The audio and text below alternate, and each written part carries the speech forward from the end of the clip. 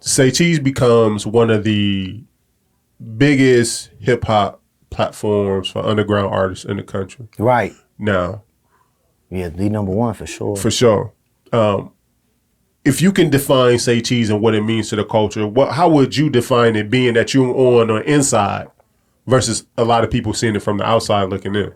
They don't understand that we didn't have these type of opportunities coming up. I wish I knew a Sean Cotton and a lot of other people when you know a certain age, a certain time when you're developing.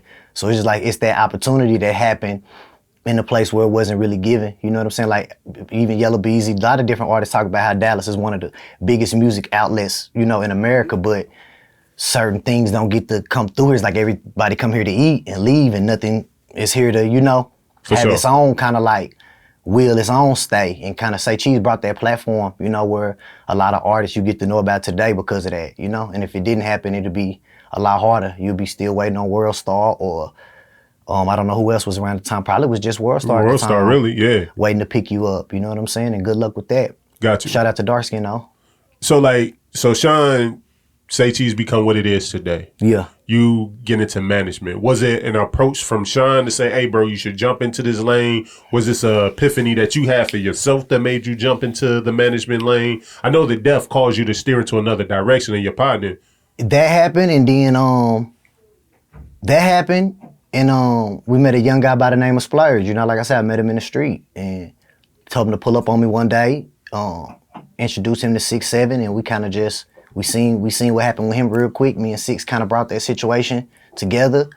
I presented it to Cotton, and then that shit was off from there. And then I seen, how that went, and then just me doing it naturally. Like I didn't even understand what I was helping do at the time. Got you. It just was just shit out of love, but it was like, damn, it's some shit with this. You know what I'm saying? And not only is it money in it, but doing it for the right reasons. And I know I can relate more to these guys than people can because I live the life that they live on every aspect. For sure. It's not like I'm green to none of this, So with Splurge, what role did you play? So were you actually Splurge management? Because like a lot of people kind of dig into Sean a little bit. Right. And we'll get to that in a little bit, but people like to try to call Sean a middleman. You know what I'm saying? He's a connection from pretty much a broker, artist broker, which is fair sometimes. Yeah. Sometimes it's not meant for me to have an artist myself. Sometimes I know someone better for you. It depends who you are. Like what artist are we talking about? He's been a broker for some. He's been the life and the heartbeat for others. You know what I'm saying? So it just depends where the artist is in their career. But that was something that was made from scratch. So Splurge was from scratch. So what was your role with Splurge? It was just like I was just a big bro from the neighborhood. Like that was a little bro. I seen something in him. Like I see shit in people before they see it in themselves sometimes, or sometimes other people don't. Like, like I see it. Kind of one of them kind of situations. You know what I'm saying? It's kind of one of them things you take somebody, you see it, you just kind of rub that diamond off and, put it in the light and get people to help you put it in a bigger space. And that's what Cotton did for sure. Like put it in a bigger light for me. But I never took credit for that. It was like I said, I was learning and understanding what was going on. I got you. So you never actually signed Splurge under your management or anything like that. It was just kind of like, what I'm saying. And that's something about me as well. I don't really do paperwork with my artists. I don't understand that. I really don't. And this is why I don't understand it. And this is why, and it's a prime example, but an unfortunate example. Right. Rest in peace, Mo 3. Right. Him and Rainwater didn't have paperwork. But now you have an artist who is deceased who has a catalog. Right. You have a manager who's alive that manages this catalog, and he has kids. Right. No paperwork. Depending on the integrity of Rainwater, or any manager that's in that case, they can take everything. Who is that? Say the label? What are you talking about? No, I'm just saying like who could take everything? The manager. If the artist's not signed to a label, what I'm saying is no paperwork. Or, God forbid, the manager passes away. Right. And all the work that he did, how do the family account for what's their fair share based on what their loved one worked for? Because there's no paperwork. Understood. Well, nowadays we got a few things in place, but everybody's situation is different. You know what I'm saying? Like when I'm coming up, it was like I say, everybody want to give artists paperwork. It's about, because as a manager anyway, you can get fired at any point. It's no real, you don't own no publishing, you don't own no masters. So you could feel like you there for life, but it's not like that. Even if you feel like you got a good grasp of the art of any kind of paperwork, it's management paperwork at the end of the day. You're only gonna receive a certain amount of whatever that is that you set up to receive. But you have paperwork that says this is what I set up to receive. Like some, Right. you know, like because the biggest thing to me with management will be the sunset clause.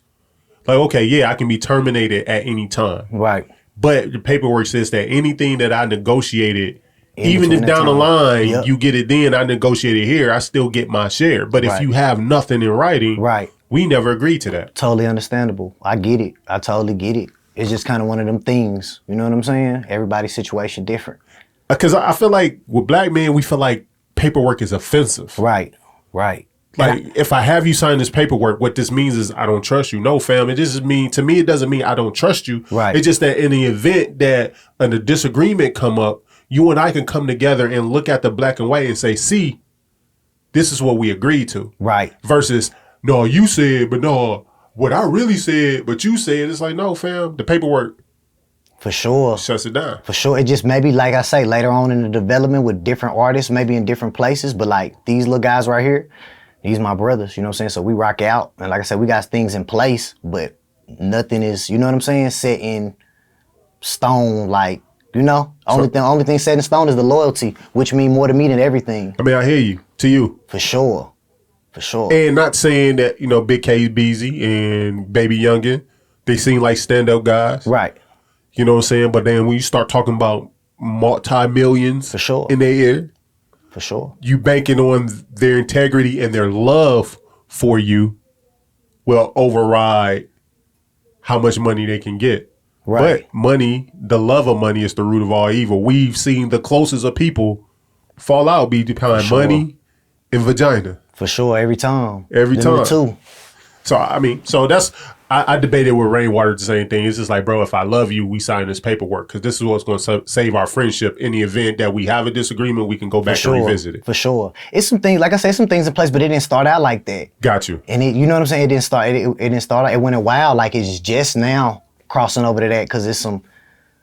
We got lawyers now. We got stuff that we had to get in place, but up until where Book Bag came out and all this other stuff come out, like nah, you know, it's just and still we do stuff the right way. Sometimes I check, I'll look up and check. Hey, big bro, you get that? Like damn, yeah, I ain't even. You can't see everything, so you still gotta trust your people. Cause Baby Youngin live in LA now. Got you. He doing things and I can't see everything every day. But I know when something happened, he caught it. Oh, damn. And I know he could have hid that. You get what I'm saying? There's certain things that you know they can hide that they don't. So that right there is just like, that shit mean everything to me. And we're going to do this. Like I say, I'm going to be something different than what they've seen. You know what I'm saying? Got before. you. For sure.